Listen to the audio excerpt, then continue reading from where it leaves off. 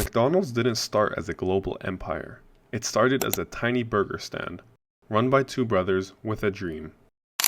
But what if I told you they didn't build the empire? Someone else did. And he did it by taking everything they built, their name, their idea, their system, and left them with almost nothing. This isn't just a business story. This is a story of power, greed, betrayal, and how the most iconic fast food brand in history was founded on a deal that was never honored. It all began in the 1940s with Dick and Mac McDonald. They ran a small drive-in restaurant in San Bernardino, California called McDonald's Bar BQ. But they noticed a problem. The drive-in model was chaotic. Slow service, high costs, inconsistent food, so they shut the whole place down. When they reopened, it was a revolution. A simplified menu, burgers, fries, shakes, and speed like no one had seen before. They called it the Speedy Service System, and it was the blueprint for fast food as we know it. The place was a hit. Other restaurant owners started visiting just to study their system, but the brothers weren't interested in going big. They liked things small, local, and controlled. And that decision? That's what opened the door for Ray Kroc. Ray Kroc was a 52-year-old milkshake machine salesman. He wasn't rich, he wasn't powerful, but he had one thing: ambition. One day, in 1954, he noticed a strange order. 8 milkshake machines for one restaurant. Curious, he drove to California.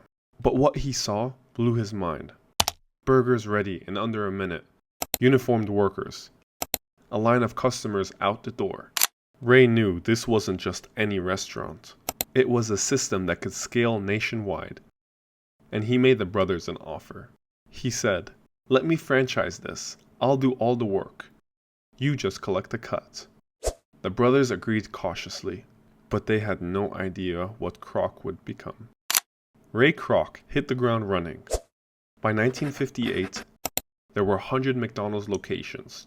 Just 2 years later, there were 200. He didn't just franchise the restaurants, he systemized them, trained every manager, standardized the look, the menu, the service. He even founded the Hamburger University. But behind the scenes, things were getting tense. The brothers wanted to protect quality. Kroc wanted speed and scale. And worst of all, Ray didn't technically own the McDonald's name. That was still in the hands of Dick and Mac, and Ray wasn't going to let that stand.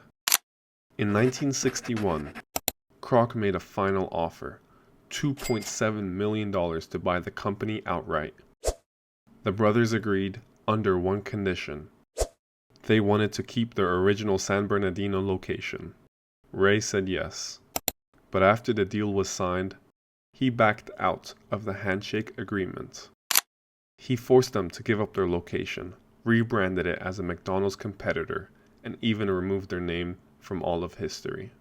To this day, they never received the royalties they were verbally promised. No contract, no protection. The men who built McDonald's from scratch, they were erased. Ray Kroc knew that selling burgers wasn't the key to wealth. Real estate was. So he started a company to buy the land beneath every McDonald's franchise. The franchisees paid rent to him, not just fees. This model made McDonald's not just a restaurant chain, but one of the largest real estate empires in the world.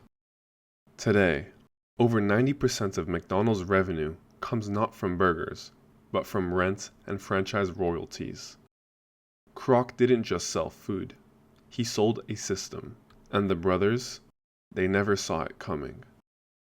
McDonald's is now worth over $200 billion. It serves 69 million people a day.